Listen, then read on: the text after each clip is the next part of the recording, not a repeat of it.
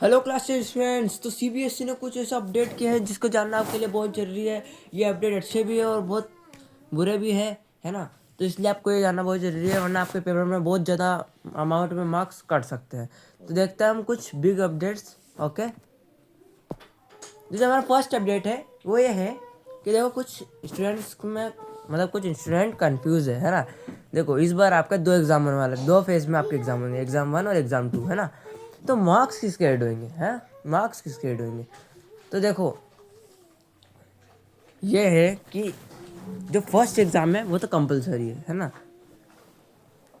देखो first exam तो compulsory वो आपको देना ही है ना। ऐसा नहीं है कि दो एग्जाम है तो आप पहला छोड़ दो दूसरा चल जाओ, ये नहीं है। फर्स्ट एग्जाम तो आपका कंपलसरी है ना, कंपलसरी।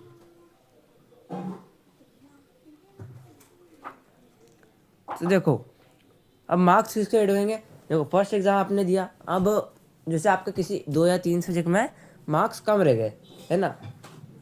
तो अगर आपके 2 या 3 सब्जेक्ट में मार्क्स कम रह गए तो आप चाहते हो कि मैं इन्हें इम्प्रूव कर सकता हूँ, है ना। तो आप उसके लिए सेकंड एग्जाम के लिए अप्लाई कर सकते हो, जिससे आप वो 2 या 3 गिने चुने सब्जेक्ट के आप क्या कर सकते हो, मार्क्स इंक्रीज कर सकते हो, है ना, पेपर देके।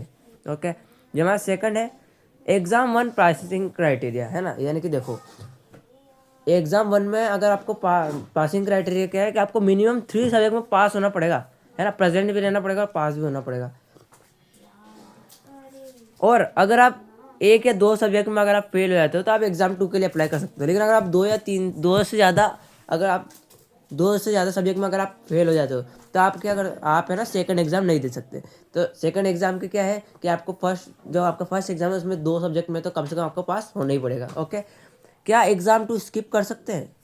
स्किप ही करना चाहिए। देखो मैंने पहले कहा है कि एग्ज़ाम 1 जो है, एग्ज़ाम 1 कंपलसरी है, लेकिन एग्ज़ाम 2 कंपलसरी नहीं है। एग्ज़ाम 2 बस इसलिए है कि अगर आपको किसी में इम्प्रूव करना है मार्क्स तो आप एग्ज़ाम 2 दे सकते हो। अब आपको इम्प्रूव नहीं करना है, आपको पहले से अच्छे मार्क्स है ना, तो आप फिर एग्ज़ाम 2 क्यों दोगे, है ना। इसलिए एग्ज़ाम 2 स्किप करना चाहिए आपको, है ना। ओके, तो एग्ज़ाम 2 जो हमारा 5 पॉइंट आता है, exam 2 you only give main subject. जो एग्ज़ाम 2 है उसमें से आप मेन सब्जेक्ट के ही एग्ज़ाम दे सकते हो, है ना। जो आपका एडिशनल सब्जेक्ट होता है ना, कंप्यूटर एप्लीकेशन, आईटी, ये नहीं दे सकते, है ना। सिर्फ मेन सब्जेक्ट कौन कौन से, English, Hindi, maths, science, SST, ये 5 सब्जेक्ट, 5 मेन सब्जेक्ट अपने, है ना। तो ये हमारा फर्स्ट अपडेट था। अब सेकंड अपडेट के बारे में हम जानते हैं। सेकंड अपडेट अपडेट क्या है, अब ये इंपॉर्टेंट है ना, इस पर स्टार मार्क कर लो। ये अपडेट आप ध्यान से देखना, इस अपडेट को आप ध्यान से देखना, ध्यान से। क्यों देखना है ध्यान से बताता हूँ। देखो जो साइंस का पेपर होने वाला है तुम्हारा, है ना, साइंस का पेपर में आपके 3 सेक्शन आते थे, section A, section B, section D, sorry section A, section B, section C, section D और सेक्शन ई। पहले 5 सेक्शन आते थे, है ना। सेक्शन ए में आपके क्या आते थे, एमसीक्यूज आते थे। सेक्शन ए में आपके एमसीक्यूज आते थे, फिर वेरी शॉर्ट आते थे आपके, वेरी शॉर्ट, है ना। फिर शॉर्ट वाले आते थे, फिर लॉन्ग आते थे, और फिर लास्ट लास्ट में आपके क्या आते थे, है ना, एप्लीकेशन ओरिएंटेड क्वेश्चन आते थे, एप्लीकेशन ओरिएंटेड, या फिर इन्हें आप कह सकते हो केस बेस्ड क्वेश्चन भी आते, है ना, केस बेस्ड क्वेश्चन आते थे। इस तरीके से आपका जो पिछले साल था ये पैटर्न चलता आ रहा था आपके, है ना। लेकिन इस बार क्या हुआ, उन्होंने पैटर्न चेंज कर दिया साइंस और एसएसटी का। जो आपका साइंस का पेपर है अब वो ऐसे नहीं होगा, section 1 MCQ, section B very short, section C short, ऐसे नहीं होगा। अब ऐसा होगा कि सेक्शन 1 जो है, सेक्शन ए जो है वो आपका बायोलॉजी का है। यानी कि सेक्शन ए में आपको सिर्फ और सिर्फ बायोलॉजी ही लिखनी है। सेक्शन ए में मतलब ये आपका पेपर है ना, ऐसे आपका पेपर है, यहाँ पर सेक्शन ए है। सेक्शन ए में जितने भी क्वेश्चन है वो सारे किसके होंगे, बायो के होंगे, है ना। ऐसे जो सेक्शन बी है उसमें सारे किसके होंगे, केमिस्ट्री के होंगे, और सेक्शन सी में सारे क्वेश्चन फिजिक्स के हैं। सेक्शन ए में आपका टोटल 16 क्वेश्चन है, 1 to 16। सेक्शन बी में आपका 17 to 29 14 क्वेश्चन है टोटल, और सेक्शन सी में आपके 30 से 39 9 क्वेश्चन, यानी कि टोटल आपके 39 क्वेश्चन है। जो 16 क्वेश्चन आपको सेक्शन ए यानी कि बायोलॉजी के 16 क्वेश्चन आएंगे, केमिस्ट्री के 14 क्वेश्चन और फिजिक्स के 9 क्वेश्चन। आपको ये पहले से बताया भी गया होगा, जो बायोलॉजी है वो 30 मार्क्स की आती है, इसीलिए वहाँ पर क्वेश्चन वेटेज भी ज़्यादा है ना, बायोलॉजी का वेटेज ज़्यादा है। ओके, तो 1 to 16 आपके बायोलॉजी, 17 to 29 आपके केमिस्ट्री का, और फिजिक्स का आएगा 30 to 39। अब इसमें जो मेन है ये तो देखो पता है, ये बताना ज़रूरी नहीं था, लेकिन इसमें मेन क्या है, एक इम्पोर्टेंट लाइन है ना, वो ये है कि जैसे है ना, ये आपका बायो का सेक्शन है ना, आप बायोलॉजी में ये आपने डाल दिया सेक्शन है ना, बायोलॉजी सेक्शन ए, ऐसा आपने अपनी नोटबुक में डाल दिया। तो अब आपने यहाँ पर बायो के क्वेश्चन लिखे है ना, आंसर लिखे बायो के। अब आपने उसमें अगर केमिस्ट्री का आंसर भी लिख दिया है ना, केमिस्ट्री का आंसर भी लिख दिया, तो वो चेक ही नहीं किया जाएगा। सीबीएसई ने साफ साफ कह दिया है ना, कि अगर आपने किसी सेक्शन में उस सब्जेक्ट की जगह किसी और का लिख दिया, यानी कि बायोलॉजी में आपने केमिस्ट्री का लिख दिया, केमिस्ट्री में फिजिक्स का लिख दिया, फिजिक्स में बायो का लिख दिया, केमिस्ट्री का लिख दिया, तो वो चेक ही नहीं करेंगे, चाहे वो आंसर सही हो या गलत हो, उससे कोई फर्क ही नहीं पड़ता है ना। अगर आपने बायो में केमिस्ट्री का लिख दिया तो चेक नहीं करेंगे, ओके, तो आंसर आपका गलत ही माना जाएगा। ओके, तो ये नहीं करना है आपको। अगर आपने सेक्शन ए डाल दिया है बायो का, तो उसमें आपको सिर्फ और सिर्फ बायो का ही लिखना है। ओके, सिर्फ और सिर्फ बायो का ही लिखना है।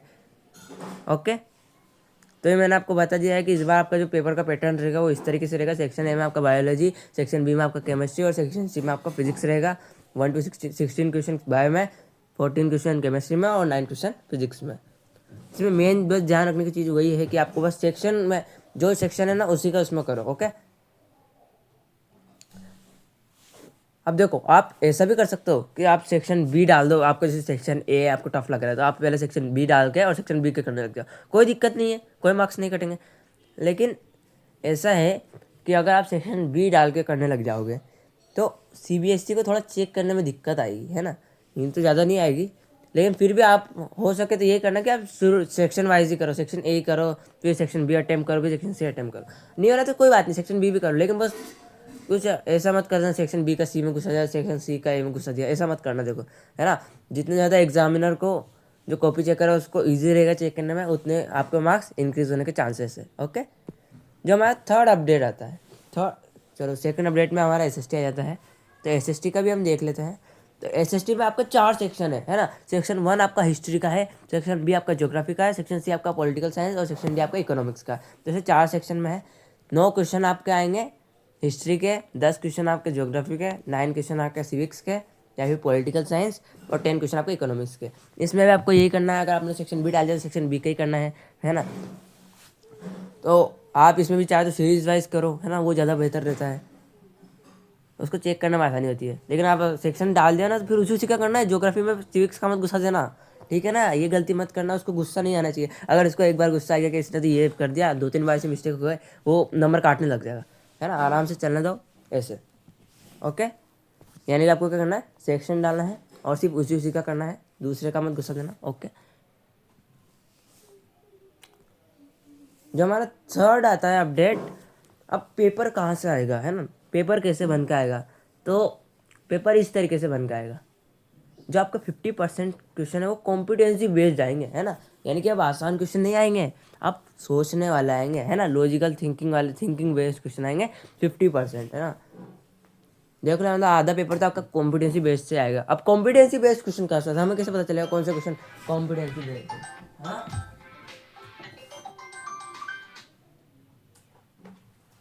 एक मिनट।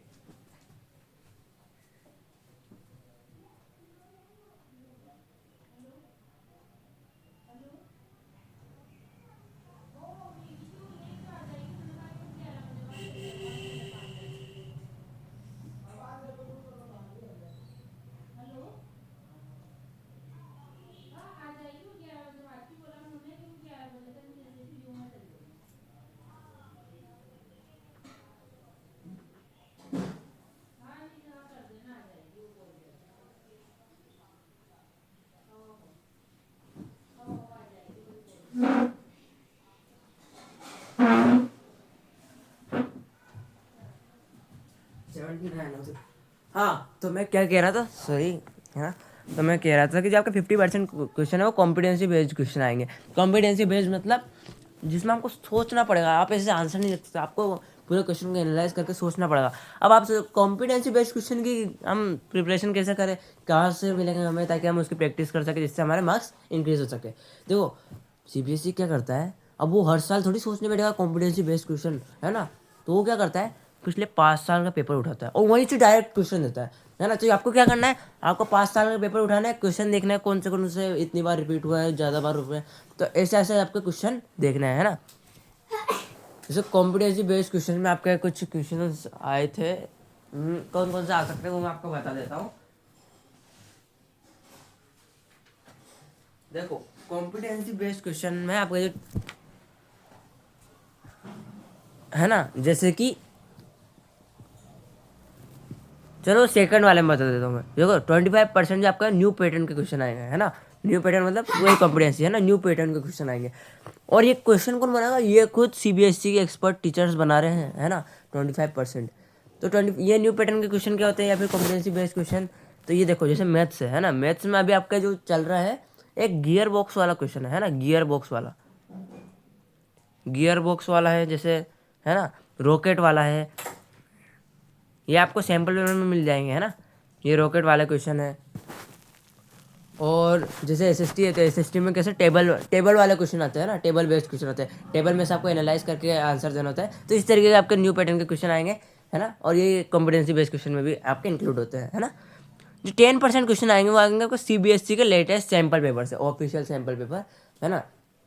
यहाँ से आपके 10% के क्वेश्चन बनेंगे और डायरेक्ट 15% जो आपका एनसीईआरटी से क्वेश्चन आएंगे और मोस्ट इंपॉर्टेंट एग्जाम्पल्स से, है ना। एग्जाम्पल्स, एनसीईआरटी के एग्जाम्पल्स और एनसीईआरटी के क्वेश्चंस में से आपके 15% आएंगे। और वो भी कौन से, वो डायरेक्ट नहीं आएंगे, वो आएंगे आपके वैल्यू चेंज कर देंगे बस वो, है ना।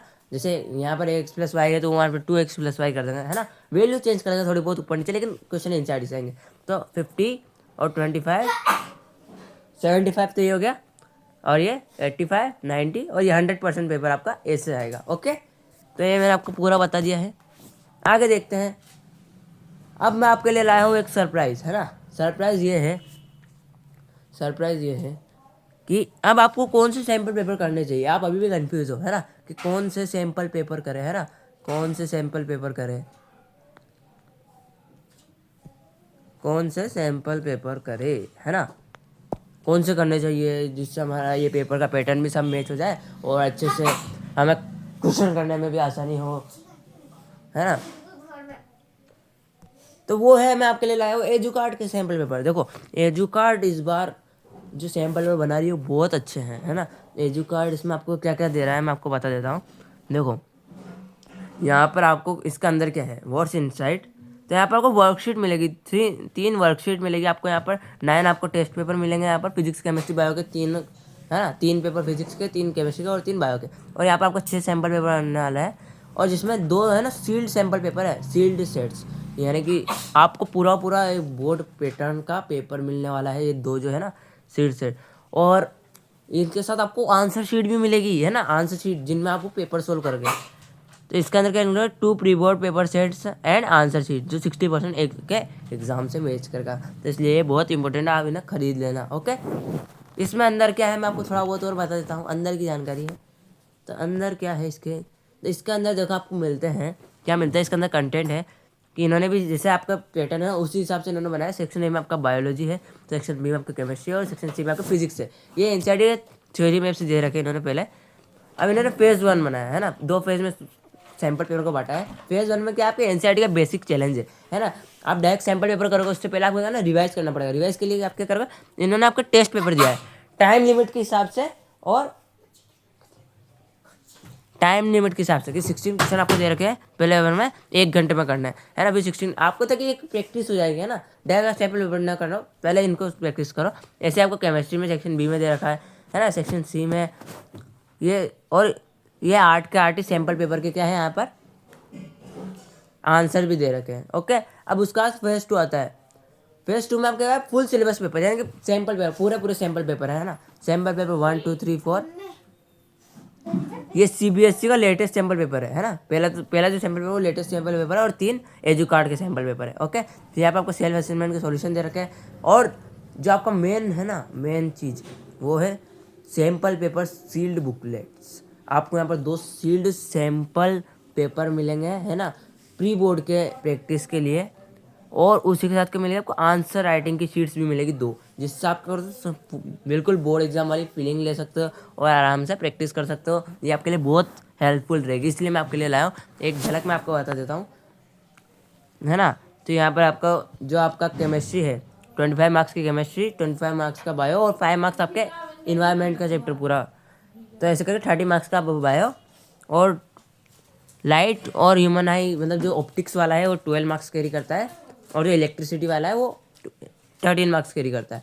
और 20 मार्क्स आपके इंटरनल असेसमेंट, ऐसा करके टोटल 100 मार्क्स का पेपर होता है। ओके, यहाँ पर आपको थ्योरी मैप दिए हुए हैं, है ना, हर एक चैप्टर के थ्योरी मैप दिए गए हैं स्टार्टिंग। और फिर यहाँ पर आपको जैसे कि बताया था मैंने कि यहाँ पर आपको ऐसे टेस्ट दिए गए हैं और फिर सैम्पल पेपर दिए गए। तो मेरा देखो, मैं आपको बता रहा हूँ कि आप ये सैम्पल पेपर खरीद लो, है ना, एजुकार्ट के, आपको बिल्कुल सेम प्रैक्टिस के लिए अच्छे अच्छे क्वेश्चन दे रखे हैं इसमें, टेस्ट पेपर भी दे रखे हैं, और आपको 2 सॉल्यूशन के लिए आंसर शीट भी दे रखी है, जैसे बोर्ड की सेम टू सेम, है ना। तो आप ये खरीद लो, इससे प्रैक्टिस करना, है ना, खरीद कर रख मत देना, आपको प्रैक्टिस करनी है ना। इस बार सही में बोर्ड का पेपर टफ आने वाला है। ओके, ओके बाय, मिलते हैं अगली वीडियो में।